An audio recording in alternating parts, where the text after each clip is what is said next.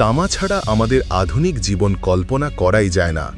Mobile phone, computer, fridge, television, গাড়ি, ঘরের বৈদ্যুতিক তার সব কিছুই অচল হয়ে যাবে যদি তামা না থাকে।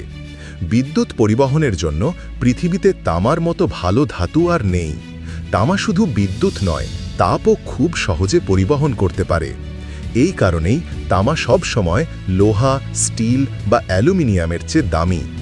সবচেয়ে আশ্চর্যের বিষয় হলো তামাকে যতবার খুশি গলিয়ে নতুন করে ব্যবহার করা যায়, মানে একে পুনর্ব্যবহার করলে গুণগত মান একটুও কমে না। কিন্তু এই তামা আসলে কোথা থেকে আসে?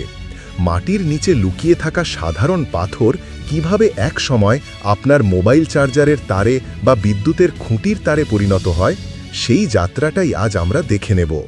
তামার আসল যাত্রা শুরু হয় পৃথিবীর গভীর থেকে। পৃথিবীর ভেতরে বিভিন্ন ধরনের খনিজ আছে। এর মধ্যে কিছু খনিজের ভেতর তামা লুকানো থাকে। তবে খাঁটি তামা খুবই বিরল, চোখে দেখা যায় এমন অবস্থায় সাধারণত পাওয়া যায় না। বেশিরভাগ সময়ই তামা অন্য ধাতুর সঙ্গে মিশ্রিত থাকে, যেমন কপার সালফাইড বা কপার অক্সাইডের ভেতর। বিজ্ঞানীরা তাই প্রথমে গবেষণা করেন, মাটির নমুনা সংগ্রহ করে পরীক্ষা করেন কোথায় কতটা তামা রয়েছে। যখন নিশ্চিত হওয়া যায় যে এখানে খনন করলে পর্যাপ্ত তামা পাওয়া যাবে, তখন শুরু হয় খনির কাজ। খনি খনন মানেই এক বিশাল আয়োজন। ধরুন কোনো জায়গায় তামার খনিজ পাওয়া গেল, আর সেটা আছে মাটির প্রায় 100 মিটার গভীরে, মানে 30 তলা বিল্ডিং যতটা উঁচু ঠিক ততটাই নিচে। এত গভীরে পৌঁছাতে হলে আগে ওপরের স্তর সরিয়ে ফেলতে হয়। তারপর শুরু হয় বিস্ফোরণের প্রস্তুতি। বিশাল ড্রিল মেশিন দিয়ে মাটির ভেতর প্রায় 16 মিটার গভীর গর্ত করা হয়। এই গর্তগুলোতে ভরে দেওয়া হয় শক্তিশালী বিস্ফোরক। সব শ্রমিক নিরাপদ দূরত্বে চলে গেলে রিমোট কন্ট্রোল দিয়ে বিস্ফোরণ ঘটানো হয়। তবে একসাথে সব বিস্ফোরণ হয় না। প্রতিটি বিস্ফোরণের মধ্যে মিলিসেকেন্ডের ব্যবধান রাখা হয়, যাতে পাথর সঠিকভাবে ভাঙে আর ধুলোও কম ছড়ায়। বিস্ফোরণের পর শুরু হয় পাথর তোলার কাজ।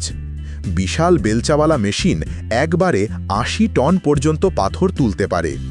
এরপর এগুলো ভরে দেওয়া হয় দানব আকৃতির ট্রাকে। এই ট্রাকগুলো এত বড় যে প্রায় 3 তলা বাড়ির সমান। প্রতিটি ট্রাক একসাথে 400 টন পাথর বহন করতে সক্ষম। কিন্তু আশ্চর্যের ব্যাপার হলো এত বড় বড় পাথরের ভেতরে তামার পরিমাণ খুবই কম, গড়ে 1% থেকে 5% পর্যন্ত। মানে যদি 200 টন পাথর তোলা হয়, তবে সেখান থেকে খাঁটি তামা পাওয়া যাবে সর্বোচ্চ 900 কেজি। এত কম তামা পেতে এত বিশাল আয়োজন করাই বলে দেয় তামা কতটা মূল্যবান। এবার আসি পাথর থেকে তামা আলাদা করার প্রক্রিয়ায়। সাধারণত দুটি উপায়ে তামা আলাদা করা হয়। একটা হলো পাথর গুঁড়ো করে, আরেকটা হলো অ্যাসিড ব্যবহার করে। প্রথম পদ্ধতিতে পাথরগুলো বিশাল মিলের ভেতর পাঠানো হয়। সেখানে লোহার বড় বড় বল দিয়ে পাথরগুলো গুঁড়ো করা হয়। তারপর সেই গুঁড়ো পাথর পানির সাথে মিশিয়ে দেয়া হয়। এরপর তাতে মেশানো হয় বিশেষ রাসায়নিক। এই রাসায়নিকের প্রভাবে তামা আলাদা হয়ে গিয়ে ফেনার সাথে ভেসে ওঠে, আর বাকি অমিশ্রণ নিচে থেকে যায়। এভাবে যে মিশ্রণ তৈরি হয় তাতে প্রায় 30% তামা থাকে। এরপর শুরু হয় গলানোর ধাপ। প্রচণ্ড তাপে এই মিশ্রণ গলানো হয় এবং এর সাথে মেশানো হয় এক ধরনের বিশেষ বালি। এই বালি সব ময়লা টেনে নেয়, আর ওপরে ভেসে ওঠে সেই ময়লা, যাকে বলা হয় স্ল্যাগ। নিচে থেকে যায় গলিত তামা, যার বিশুদ্ধতা প্রায় 60%। এরপর আবার গলানো হলে তা বেড়ে দাঁড়ায় প্রায় 98%।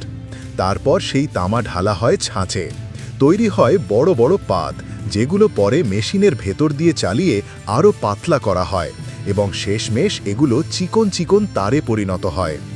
এই তারই একদিন আমাদের মোবাইল চার্জারের তার, ঘরের বৈদ্যুতিক তার কিংবা বিদ্যুতের খুঁটির তারে রূপ নেয়। দ্বিতীয় পদ্ধতি হল অ্যাসিড দিয়ে তামা আলাদা করা। এটা তুলনামূলক সহজ। প্রথমে তামাযুক্ত পাথর এক জায়গায় স্তূপ করে রাখা হয়। তারপর ওপর থেকে ঢালা হয় পাতলা সালফিউরিক অ্যাসিড। অ্যাসিড ধীরে ধীরে পাথরের ভেতরে ঢুকে তামাকে গলিয়ে ফেলে। কয়েক সপ্তাহ পর ওই তরল সংগ্রহ করা হয়। এরপর বিশাল ট্যাঙ্কে পাতলা কপার প্লেট বসানো হয় এবং সেই তরলের মধ্যে বিদ্যুৎ প্রবাহিত করা হয়। বিদ্যুৎ চালালে তামা গিয়ে ওই প্লেটের গায়ে জমে ওঠে।